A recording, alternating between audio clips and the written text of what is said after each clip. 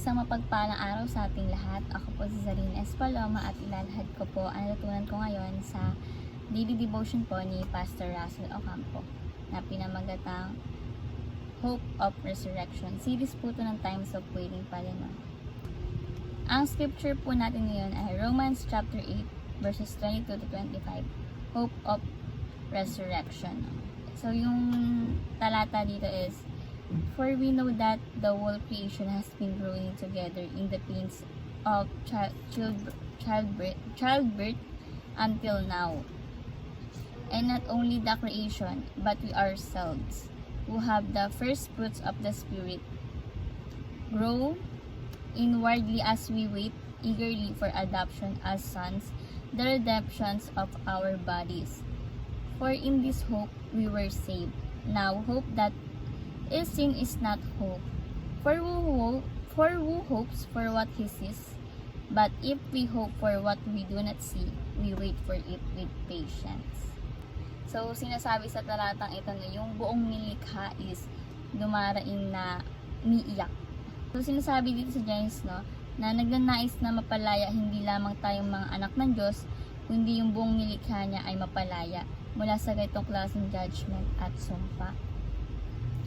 So, ngayon yung create ni God ngayon is nagdurusa, no, sa mga kasalanan, sa mga kasamaan, at mangyayari lamang na mapalaya tayo sa sumpa, no? So, sabi sa Biblia ay yung blessed it hope natin, yung pinagpalang pag-asa natin ay yung pagbabalik ni God sa dito, no, sa mundo natin, no? Pagbabalik ng ating Panginoong Hesukristo. So, ang teaching natin ngayon is, we are waiting for the final coming of Christ. Hinihintay natin muli yung pagbabalik ni Hesukristo upang sa tuluyan niyang pagbabalik ay tuluyan niya tayong palayain, no, sa pagkakabulok sa kasalanan, kamatayan, kasamaan, at sa sumpa, no?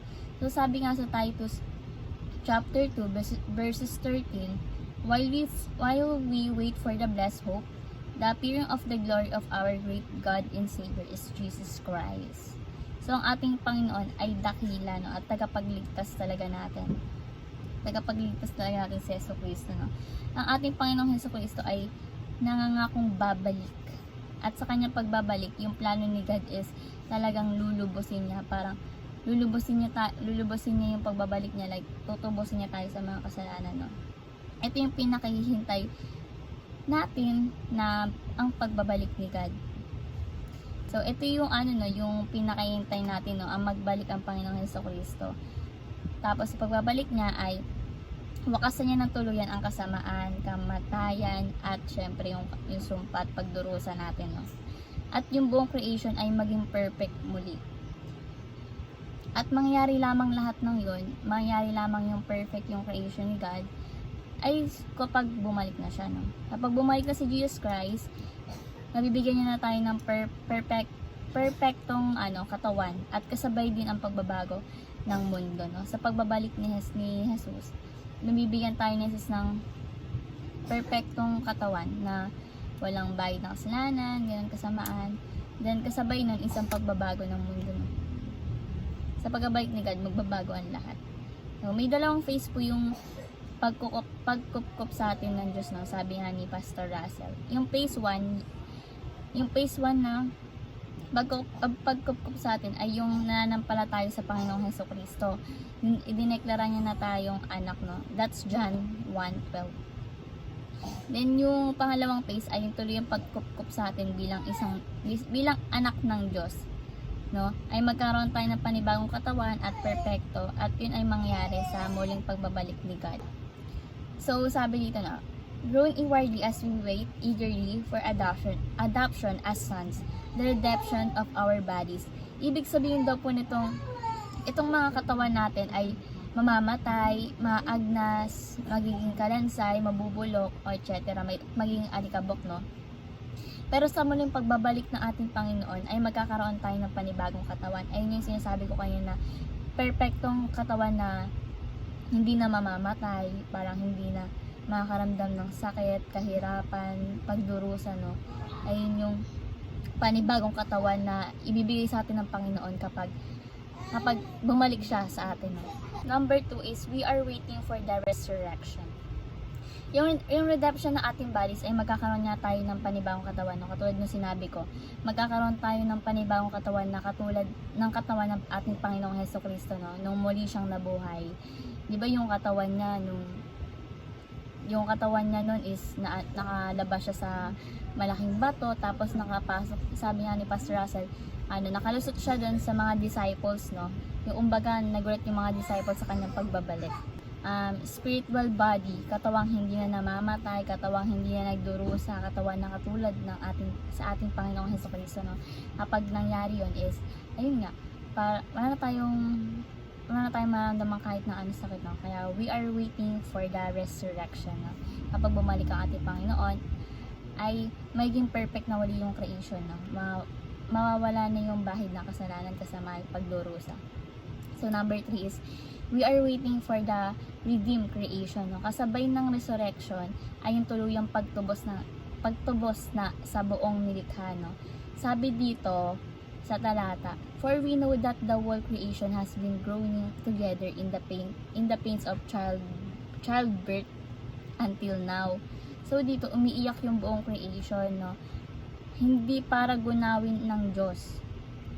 Kasi di ba dati nung mga bata tayo, sinasabi natin na 2012, 2020, magugunaw na yung mundo. Parang bababa na si Jesus dito. Yung mga bata pa yung ganun pag-iisip, no? Ayun yung parang na tumatak sa isip natin, no? Kasi nga, hindi nga natin alam yung ganito, no? So, hindi po totoo na gugunawin ng Diyos ang mundo. Ang totoo po ay sinasabi sa Biblia ay tutubusin ng Diyos yung creation, yung buong nilikha, upang tuluyan tayong mapalaya sa sumpa at mapalis na ang pagdurusa kahit na sa mga hayop. So, ang sinasabi dito, no, sabi nga daw sa Biblia, hindi gugunawin ng Diyos ang mundo. Kumbaga, tutubusin tayo ni God sa kasalanan, pagdurusa, kasamaan at kasumpaan, no? Para ang gustong mangyari ni God kasi is tubusin niya tayo, no? Kumbaga mawala na lahat ng mga hinanakit natin o mga kasalanan kahit sa mga hayop, no, di ba? Etong redeemed world, ito yung mamanahin natin sapagkat ito ang mamanahin na ating Diyos. Kumbaga kapwa tagapagmana tayo ni Jesus Christ. Kung ano yung meron sa Panginoong Hesukristo ay sa atin din, no? Kumbaga ayun nga, katuwang tayo ng Diyos sa pagmana, no? Sapagkat tayo ay mananampalataya ng ating Panginoon. So, kapag tayo daw ay mananampalataya is katuwang tayo ni God sa tagapagmana. So, yung universe, tagapagmana to ni God, ibig sabihin tayo din. Parang sa atin din to, no? So, mayroon tayong ganitong pag-asang hinihintay, no? Sa buhay or sa future, no? May ganito pa tayong pag-asa na hinihintay. So, yun nga yung ating teaching is we are waiting for the final coming of Christ. Number 2 is we are waiting for the resurrection. And lastly, we are waiting for the redeemed creation. Yung application ng ma-apply natin. Number 1 is filter our works with eternal perspective. So, sabi raw po, lahat ng bagay ay ng ginagawa natin ay i-filter natin. Kumbaga, ito ba yung may mga internal values, no? Ito ba yung madadala mo ba hanggang sa resurrection, hanggang sa perfect world, hanggang sa redeemed world, ganun po. Yung sinasabi dito sa filter our works with internal perspective. Kung may mga bagay tayo na gagawin na walang kwenta, is wag nating ituloy, no?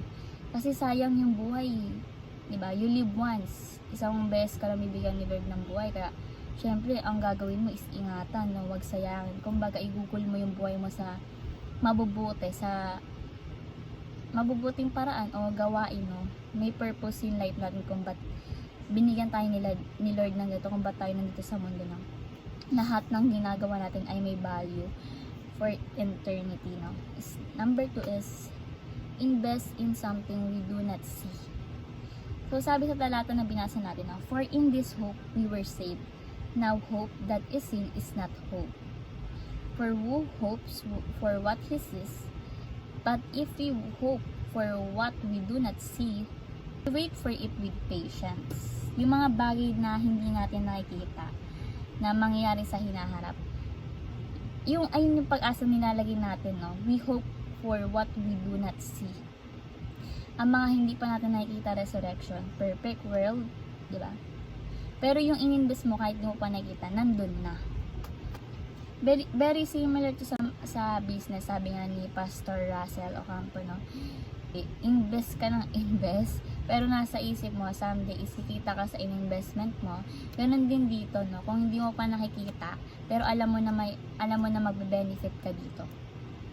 So, invest something for what we do not see. So, sa buhay natin, no, gamitin natin yung buhay natin sa paglilingkod sa Diyos. That's internal investment. No? Gamitin natin ang buhay nito upang mang-akay pa tayo ng maraming tao na lumapit na mapapalapit sa Diyos, sa ating Panginoong Hesukristo. Gamitin natin yung buhay natin para sa pagbabago sa ating sarili, komunidad, pamilya, o sa bansa natin, no.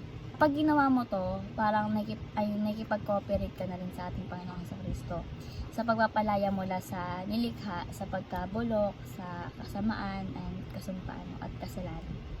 So, number 3 is wait patiently for our ultimate hope.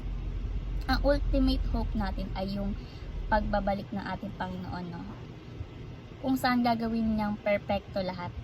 Gagawin niyang perfecto lahat ng bagay. So, bago pa bumalik ang ating Panginoong Hesukristo, para perfect na lahat ng bagay, no, ng buong nilikha, bago pa siya dumating, ay ginagampanan na natin yung tungkulin natin sa buhay, or tungkulin natin sa Kanya, para bumuti at gumanda ang kalagayan ng mundo. At yun nga, kapag bumalik na yung Hesukristo, bago pa bumalik, kailangan natin gampanin yung role natin sa buhay, no? Sabi nga. Then, ang pagnanahan sa atin ng Espiritu Santo ay binabago tayo, no? At dahil nababago tayo, kahit saan natin dahil ng ating kamay, kung ano man ginagawa natin ay nagbabago din, no? Ang presensya ng Espiritu Santo ay garantiyak na tayo ay mababago. Hindi lamang yung sarili natin, pati na rin yung nai-impluwensyahan natin ay mababago din kapag naranasan yung Santo Espiritu sa buhay natin, no?